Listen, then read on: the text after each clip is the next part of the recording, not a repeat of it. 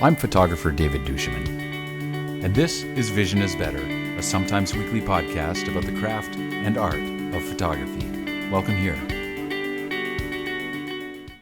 Hi, welcome here. This is episode 36 of Vision is Better. I'm David duChemin, and today I want to talk about wide-angle lenses. When I first started photographing, one of the understandings that I had about wide-angle lenses was that they exist to get as much crap into my frame as humanly possible.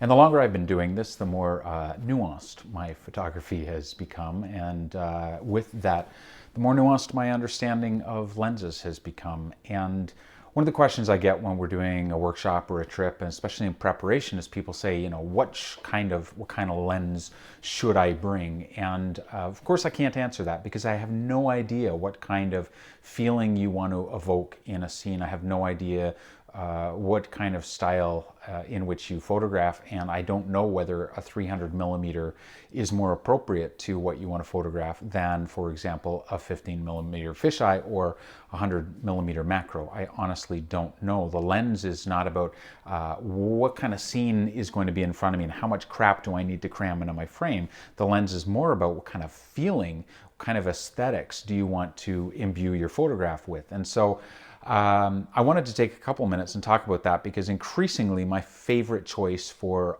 almost anything I do, with some notable exceptions, is my 16 to 35 millimeter roughly focal range. I use, right now I use a Fuji mirrorless camera, and I have a 10 to 24 millimeter lens on there, which is the full frame equivalent of 16 to 35-ish.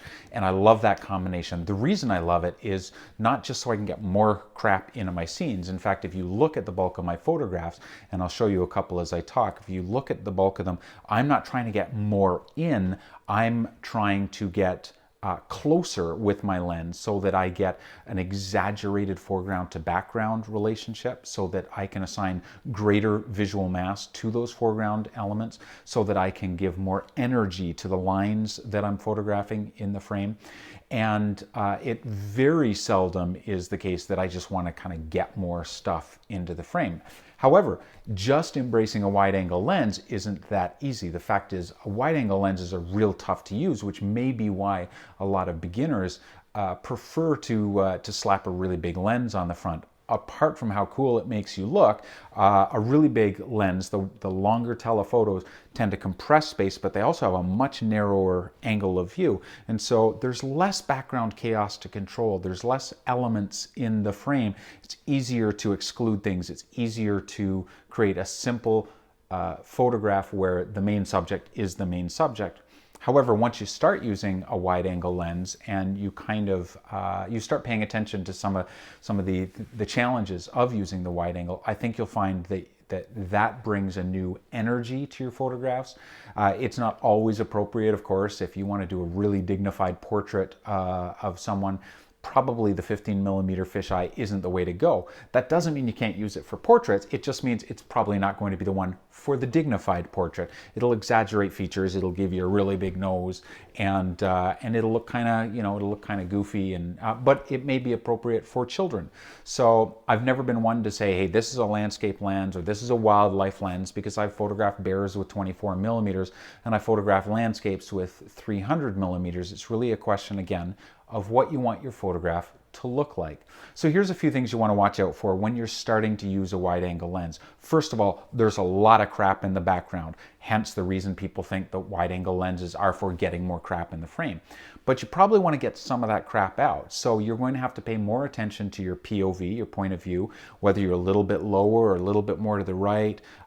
That's going to, exclude some of the things you want. You might have to kind of creep around your subject a little to find the best angle where there's not so much stuff in the background. So you want to watch your background. You also want to get as close as you possibly can. This, of course, is not a rule, but for the kind of work that I do, getting as close as I possibly can is the way that I want to do it. As I get closer, I exaggerate those foreground elements. Of course, I can still move around and I get the right sort of angle on it, but that gives my foreground element more visual mass. So if you're not willing to get in close with the lens, you're probably not using it, the wide angle, with the most getting the benefit that you could be out of it. So you got to be willing to get in nice and close. When you get closer, of course, you're going to exaggerate some of those lines, especially the ones around the sides of your frame, the bottom, the top. The wider the angle, if you use a 15 millimeter fisheye, photograph behind me is a stellar sea lion. And there's no real lines in the photograph, but if you were to take the same 15 millimeter fisheye, push in really close to him, and there was a flat bottom, you would see that flat bottom do this, or you would see the surface, if you could see the surface in a flat kind of way, you would see it do this on the sides of the frame. So you want to watch, as you come to the center of the frame, those lines will kind of flatten out, but they'll do this as you get to the top. So just watch your lines.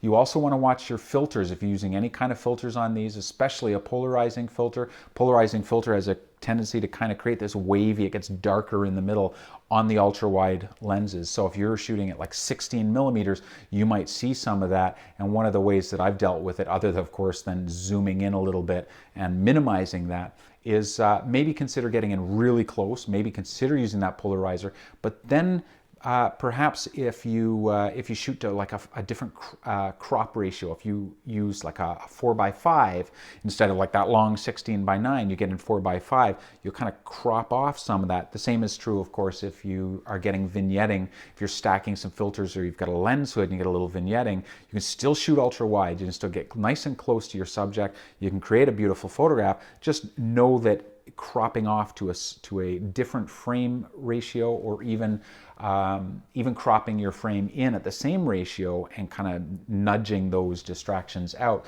you'll still get the benefit of the wide angle lens. To say, well, if it's a 16 millimeter and I'm going to crop in, why don't I just shoot at 23 millimeters or 50 millimeters?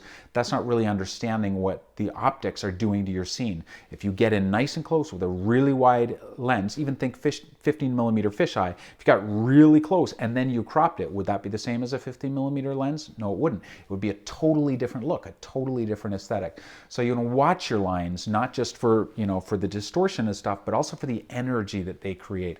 There's good lines and there's bad lines. There's lines that you may not want in your photograph, but the wide angle can still give you that great energy. So get that lens in as close as you can. Pay attention to your lines, pay attention to your framing, to the filters, pay attention to the background, but get in as close as you can. If you can embrace the wide angle lenses and the ultra wide, I think you'll find it brings a new energy to your photographs. I think you'll find that it really focuses in, if you get nice and close and you do your compositions, if you pay attention, you're going to be with greater visual mass. You're going to be saying, this is the thing I want you to focus on. Look at this. Yes, in relation to the environment, because it's still there because you've got that wide angle lens, but it's this thing. So if you're looking at your scene going, yeah, there's too much chaos, consider getting even closer to that subject and then playing with your POV to maximize the feeling and the lines and minimize any distortion that you want.